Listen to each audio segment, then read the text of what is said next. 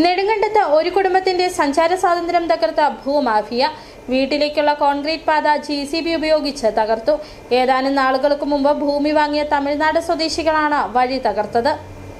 നെടുങ്കണ്ടം പച്ചടി സ്വദേശിയായ കണ്ടച്ചാലിൽ ജോസ് തോമസിന്റെ വീട്ടിലേക്കുള്ള വഴിയാണ് കഴിഞ്ഞ രാത്രിയിൽ ഇല്ലാതായത്. ടാർ റോഡിൽ നിന്നും വീട്ടിലേക്കുള്ള പാതയുടെ ഇരുവശത്തുമായുള്ള ഭൂമി രണ്ട് വ്യത്യസ്ത വ്യക്തികളുടെ ഉടമസ്ഥതയിലായിരുന്നു.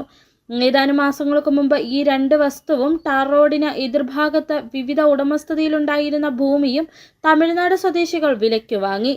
തുടർന്ന് കൃഷിയൊരുക്കുന്നതിനായി JCB ഉപയോഗിച്ച് മണ്ണ് നീക്കം ചെയ്യാൻ ആരംഭിച്ചതോടെ ജോസിന്റെ വീട്ടിലേക്കുള്ള മൺപാതയിലൂടെ കാൽനട യാത്ര പോലും ദുരിതത്തിലായി.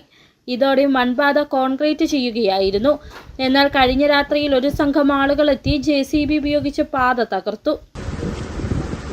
വഴി നിലവിൽ നമ്മൾ ഉപയോഗിച്ചുകൊണ്ടിരുന്ന 25 വർഷമായിട്ട് സ്വതന്ത്രമായിട്ട് ഉപയോഗിച്ചുകൊണ്ടിരുന്നത്. ഇവർ വന്ന് സ്ഥലം എടുത്ത് കഴിഞ്ഞ് ഹിറ്റാച്ച് കയറ്റി കളച്ച്. അന്നേരം ഒരു തരത്തിൽ ഈ വഴിയിൽ ഇറങ്ങാൻ വേണം. മണ്ണും പൊടിയെല്ലാം കൂടെ ഇങ്ങോട്ട് പോകണം. പ്രായമുള്ളവരും കൊണ്ടൊന്നും ഇറങ്ങത്തില്ല. അങ്ങനെയൊക്കെ ചടങ്ങായി ഉപയോഗിച്ച് കഴിഞ്ഞപ്പോൾ അത് ചെയ്തോളാൻ പറഞ്ഞുകൊണ്ടാണ് ഇത് ചെയ്തത്. കഴിഞ്ഞ ഞായറാഴ്ച പ്രായമുള്ള അമ്മച്ചയല്ലേ അതിൽ ഇറങ്ങി വരാൻ പറ്റില്ല. അങ്ങനെ വന്നു കഴിഞ്ഞപ്പോൾ അത് രാത്രി 7:45 രാത്രിക്ക് വന്ന് പൊളിച്ച് കളഞ്ഞു. കുറേ ആളെയും വണ്ടിയെല്ലാം ആയിട്ട് വന്നു. വീട്ടിലാളെ കുറവായിരുന്നു. ഞാൻ മാത്രമേ ഉള്ളൂ. പിന്നെ ലേഡീസാണ്. ഒതുക്കി ഞാനും പരിക്കാത്ത ഒതുങ്ങി.